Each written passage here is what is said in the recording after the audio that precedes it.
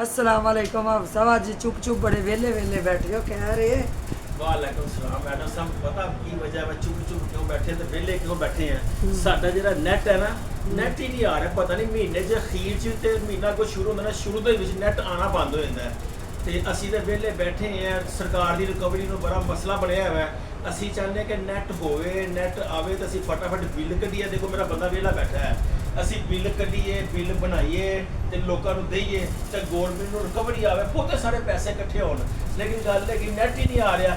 ਤੇ ਮੇਰੀ ਤਾਂ ਗੁਜ਼ਾਰਿਸ਼ ਹੈ, ਸਾਡੇ ਈਟੀਓ ਸਾਹਿਬ ਬਹੁਤ ਅੱਛੇ, ਬਹੁਤ ਪਿਆਰੇ ਈਟੀਓ ਸਾਹਿਬ ਨੇ, ਕੈਸਰ ਕਰੀਮ ਸਾਹਿਬ, ਮੀਆਂ ਕੈਸਰ ਕਰੀਮ ਸਾਹਿਬ, ਬਹੁਤ ਪਿਆਰੇ ਈਟੀਓ ਸਾਹਿਬ ਨੇ। ਅੱਲਾ ਉਹਨਾਂ ਨੂੰ ਸਿਹਤ ਦੇਵੇ, ਤੰਦਰੁਸਤੀ ਦੇਵੇ। ਤੇ ਸਾਡੇ ਡਾਇਰੈਕਟਰ ਸਾਹਿਬ ਨੇ, ਡਾਇਰੈਕਟਰ ਰੀਜਨ ਏ, ਉਹ ਵੀ ਬੜੇ ਪਿਆਰੇ ਡਾਇਰੈਕਟਰ ਨੇ ਸਾਡੇ ਰੀਜਨ ਏ। ਤੇ ਮੇਰੀ ਇਹਨਾਂ ਨੂੰ ਗੁਜ਼ਾਰਿਸ਼ ਹੈ ਕਿ ਸਾਡੇ ਨੈਟ ਦੇ ਉੱਤੇ ਤਵੱਜੋ ਦਿਓ, ਗੌਰ ਕਰੋ। ਇਹ ਨੈਟ ਦੀ ਵਜ੍ਹਾ ਤੋਂ ਸਾਰਾ ਸਟਾਫ ਸਾਡਾ ਵਿਹਲਾ ਬੈਠਾ ਹੈ। ਅਗਰ ਨੈਟ ਆਂਦਾ ਹੋਵੇ ਨਾ ਤਾਂ ਅਸੀਂ ਬਿੱਲ ਕੱਟ ਕੇ ਦੇਈਏ, ਵੰਡੀਏ। ਤੇ ਸਾਡੇ ਕੋਲ ਨੈਟ ਹੀ ਨਹੀਂ ਹੈ ਤਾਂ ਬਿੱਲ ਕਿਸ ਨਾਲ ਕੱਢਾਂਗੇ। ਤੇ ਇਸ ਵਜ੍ਹਾ ਤੋਂ ਮੈਡਮ ਜੀ ਬੜਾ ਚੁੱਪ ਚੁੱਪ ਬੈਠੇ ਤੇ ਵਿਹਲੇ ਹੀ ਬੈਠੇ ਆ। ਅਸੀਂ ਤਾਂ ਚਾਹੁੰਦੇ ਸਾਡਾ ਨੈਟ ਚੱਲੇ ਤਾਂ ਅਸੀਂ ਕੰਮ ਕਰੀਏ ਤੇ ਕੰਮ ਕਰਕੇ ਸਰਕਾਰ ਨੂੰ ਦਿਖਾਈਏ। ਤੇ ਬੜੀ ਮਿਹਰਬਾਨੀ ਹੋਏਗੀ। ਡਾਇਰੈਕਟਰ ਸਾਹਿਬ ਦਾ ਮੇਰਾ ਨਾਮ ਕੀ ਹੈ ਸਰ? ਮੁਸ਼ਤਾਕ ਫਰੀਦੀ ਸਾਹਿਬ ਨੇ, ਸਾਡੇ ਡਾਇਰੈਕਟਰ ਸਾਹਿਬ, ਬਹੁਤ ਪਿਆਰੇ ਡਾਇਰੈਕਟਰ ਸਾਹਿਬ ਨੇ, ਵਾਅਦਾ ਵੀ ਕਰਕੇ ਗਏ ਸੀ। ਮੇਰਾ ਤਾਂ ਪ੍ਰਿੰਟਰ ਵੀ ਖਰਾਬ ਹੈਗਾ ਵਾ ਤੇ ਮੇਰੀ ਉਹਨਾਂ ਨੂੰ ਗੁਜ਼ਾਰਿਸ਼ ਹੈ ਕਿ ਮੈਨੂੰ ਪ੍ਰਿੰਟਰ ਕੰਪਿਊਟਰ ਦਿੱਤਾ ਜਾਵੇ। ਮੇਰੇ ਕੋਲ ਬਿਲਕੁਲ ਨਹੀਂ ਹੈ, ਹਰ ਬੰਦੇ ਕੋਲ ਹੈਗਾ ਵਾ। ਤੇ ਮੈਨੂੰ ਪ੍ਰਿੰਟਰ ਕੰਪਿਊਟਰ ਦਿੱਤਾ ਜਾਵੇ, ਨੈਟ ਠੀਕ ਕਰਾਇਆ ਜਾਵੇ ਤੇ ਮੈਂ ਮਿਹਨਤ ਕਰਾਂ ਤੇ ਗਵਰਨਮੈਂਟ ਨੂੰ ਮੇਰਾ ਫਾਇਦਾ ਹੋਵੇ। ਮੇਰੇ ਕੋਲ ਫਾਇਦਾ ਚੁੱਕਣਾ ਚਾਹੀਦਾ ਗਵਰਨਮੈਂਟ ਨੂੰ ਜੀ।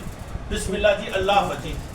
अस्सलाम वालेकुम। आप सब आज चुप चुप बड़े वेले वेले बैठे हो, कह रहे वालेकुम सलाम मैडम साहब, पता की वजह है चुप चुप क्यों बैठे ते वेले क्यों बैठे हैं। साडा जेड़ा नेट है ना, नेट ही नहीं आ रहा। पता नहीं महीने च अखीर च ते महीना कोई शुरू होंदा ना, शुरू दे विच नेट आना बंद हो जाता है।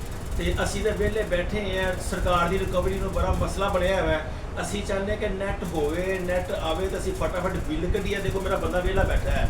ਅਸੀਂ ਬਿੱਲ ਕੱਢੀਏ, ਬਿੱਲ ਬਣਾਈਏ ਤੇ ਲੋਕਾਂ ਨੂੰ ਦੇਈਏ ਤੇ ਗਵਰਨਮੈਂਟ ਨੂੰ ਰਿਕਵਰੀ ਆਵੇ, ਬਹੁਤੇ ਸਾਰੇ ਪੈਸੇ ਇਕੱਠੇ ਹੋਣ। ਲੇਕਿਨ ਗੱਲ ਹੈ ਕਿ ਨੈਟ ਹੀ ਨਹੀਂ ਆ ਰਿਹਾ।